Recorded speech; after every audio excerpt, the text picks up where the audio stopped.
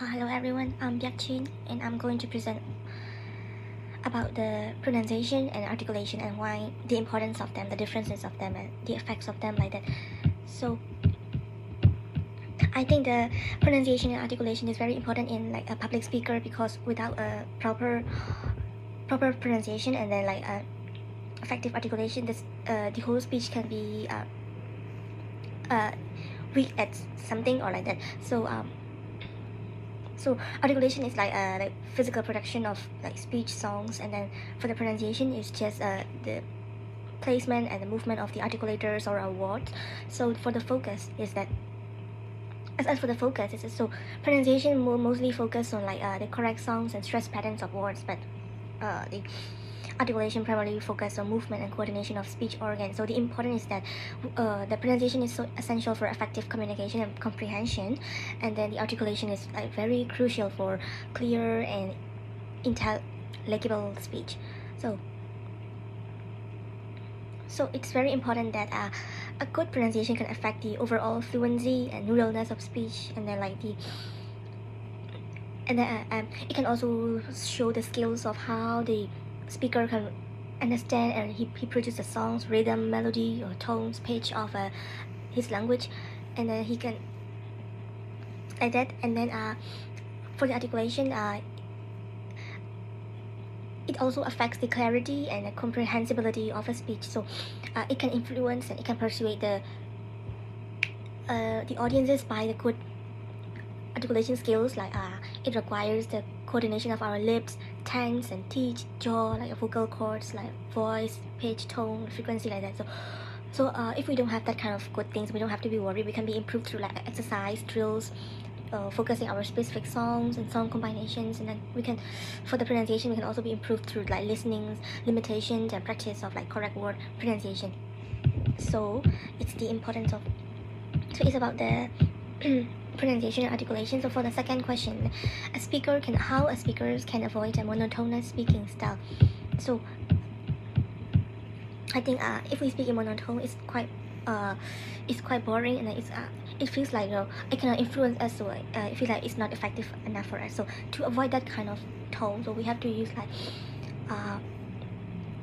pitch variation, like volume modulation, like pace adjustment. So pitch variation is like we have to raise our pitch slightly when we ask a question, or when we express excitement, or like when we do an introduction, we have to raise our pitch, not using just a monotone and from the start to the end. So like volume modulation is like we will speak more softly for emphasis, or if we want to draw listener in, or like that kind of things. And then pace adjustment, and then we have to slow down for significant points, and then speed up for less important details. That kind of things is that we can avoid this monotonous speaking style. So for the two tips for effective gesturing, is like we have to be very.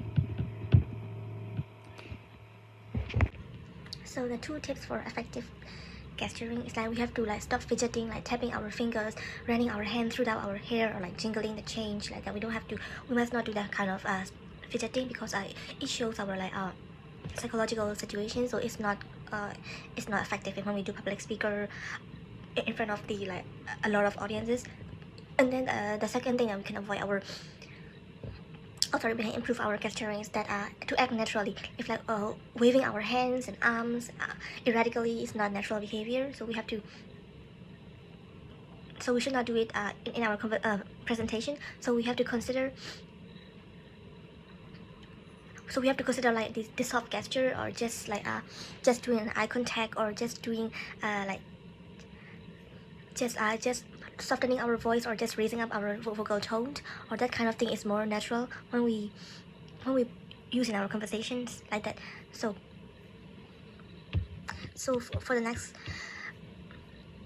so the two careers that use persuasion, and then who do you believe is easier to persuade, younger or older, or why? So for the two career of the persuasion, I think it's like kind of like marketing careers, like marketing manager, marketing executive, like that. So like marketing and then customer service, mainly that thing I think. So because they have to plan, direct, or coordinate marketing policies and programs, such as like determining the demand for the products and then services offered by a firm and its competitors. So they have to always persuade the customers of all ages, because if they cannot persuade the customers, you know, they can lose, they can even lose their whole career, and they can even lose everything. So they have to be very careful about their daily articulation or pronunciation, just as I said, like their gestures, their like not to speak in monotone style like that. So they have to be very mindful about them. So I think these that marketing and customer service careers are the most important.